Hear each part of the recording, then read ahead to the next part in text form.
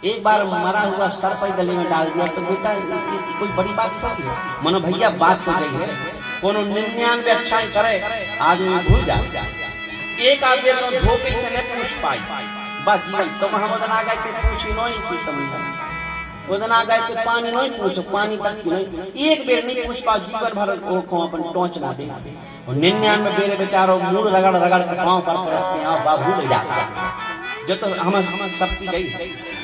उन्होंने कहा बेटा ऐसा नहीं करना चाहिए। एक शिष्य को आदेश दिया जाओ राजा को सारी ये बात बता करके आओ, 7 दिन की घटना बता करके आओ, तक्षक की बात बता करके आओ। शिष्य पहुंचा, राजा ने कैसे वो मुकुट निकाल करके रखा, कलयुग दूर हो गया और जैसे कलयुग हटा अरे राम राम राम राम बताओ हमने कितना बड़ा अपराध कर दिया, बताओ हमने एक संत का अपराध कर दिया। जिन हाथों से संतों के लिए नमन करते थे, जिन हाथों से संतों के गले में पुष्प महार समर्पित करते थे, ऐसे ये पात की हाथ हो गए। बताओ इन हाथों ने उन महान तपस्वी संत के गले में मरा हुआ सर्प डाल दिया। अरे राम राम राम अब तो एक पल भी एक क्षण भी इस शरीर से जीना हमें शोभा नहीं। ये अधर्मी शरीर हो गया, ये पात की शरीर है, ऐसा शरीर लेके हम क्या करेंगे, अब तुम प्राणायाम कर लेंगे। ये राजा सोच रहे थे।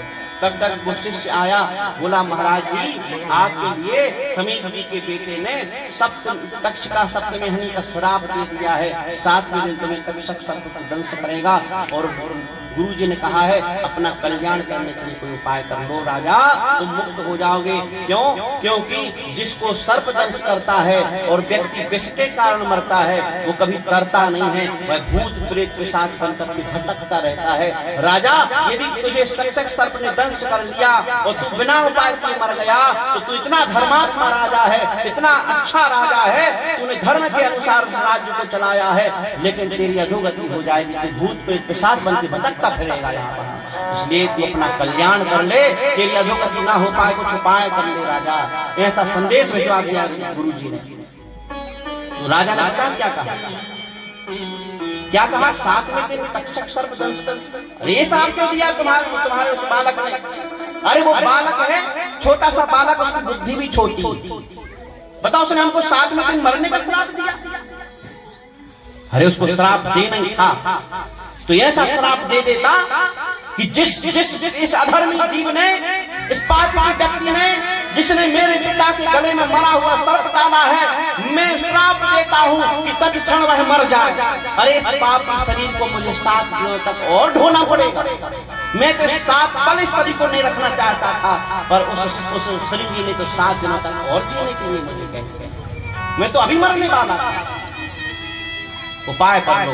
राजा ने अपने बेटे जन्मेजय को राज दिया। आ गए गंगा जी के तट पर, सबसे प्रश्न करते हैं बताओ कैसे 7 दिन में मरने वाले व्यक्ति को कैसे आत्मोद्धार करे। किसी ने कहा महाराज जी एक काम करो, महीना भर को अनुष्ठान करवा ले, कोई नहीं 1.25 साल। तो राजा कहने लगे तो महाराज दिन 7 ऐसे हैं, महीनों के अनुष्ठान हमारे बस के नहीं है, हम तो 7 दिन में चलेंगे। कोई ऐसा उपाय बताओ कि 7 दिन में भव से पार हो जाए। ऐसे चिंता कर रहे थे, कोई उपाय नहीं बना। जब मैं उदर में था, उदरस्थ था, वह ब्रह्मास्त्र मुझे नष्ट करने के लिए आया। तो देखो आपने उदर में आकर के मेरी रक्षा की थी। भगवान ऐसे प्राणों पर संकट आज बन पड़ा है। हे मेरे परमात्मा क्या आज इस दास की विनती को नहीं सुनोगे? क्या आज इस दास पर करुण कृपा नहीं करोगे? मेरे परमात्मा आज हम पर कृपा करो। तो भगवान ने भगवंत ने संत के हृदय में भाव प्रकट कर दिया और वो संत थे कौन?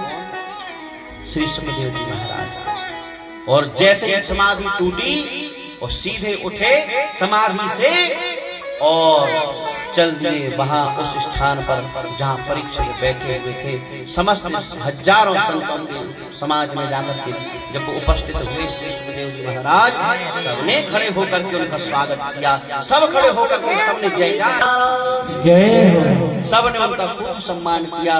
एक आसन पर उनको बिठाया गया, शिला की आसन थी, कौन चौकी नहीं लगाया, शिला की आसन थी पत्थर की, उसी पे जाकर के वो बैठ गए। उनका तिलक बंधन करके परीक्षित जी चरणों में बैठ गए। कहा महाराज हमको धन्य हो गया, आप जैसे संत के दर्शन किए, जीवन धन्य हो गया।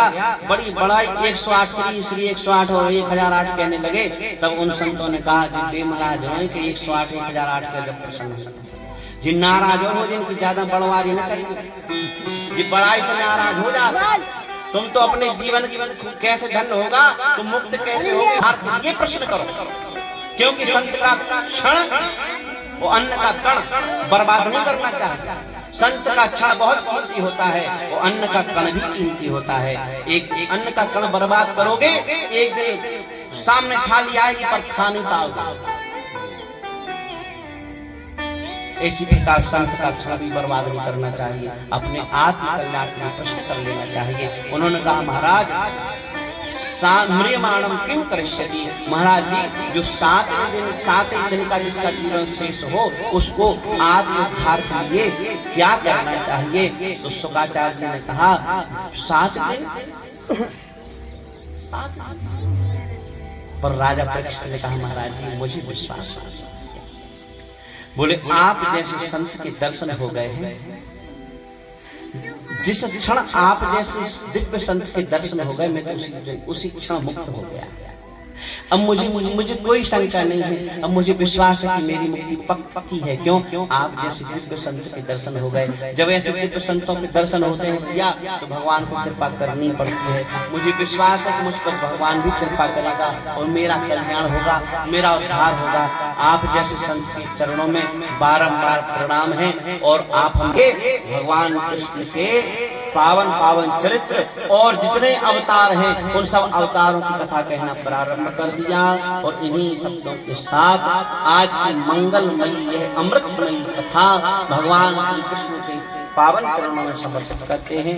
कल चतुर्दशी की कथा है, सबको पता है कि चौथे दिन भगवान कृष्ण के जन्म की कथा होती है। सब लोग कल आना। अभी तक तो हमने कुछ नहीं मांगा आप लोगों से, जैसे आ गए, कुछ लेके आए तो ठीक, कुछ चढ़ाया तो ठीक, हमने कुछ नहीं मांगा। लेकिन भैया कल हम मांग रहे हैं सबसे, कल कोई खाली मत आना, कुछ ना कुछ लेकर के आना। अब आप कहोगे महाराज जी का आप दक्षिणा पक्की कर रहे हैं अपने, नहीं, जो सबको देता है वो मुझे भी देगा। जो 1000 हाथ वाला है, जिसके आगे सब हाथ फैला करके बैठे हैं भैया हमें दो, भगवान हमें दो, उसी से हम मांग रहे हैं।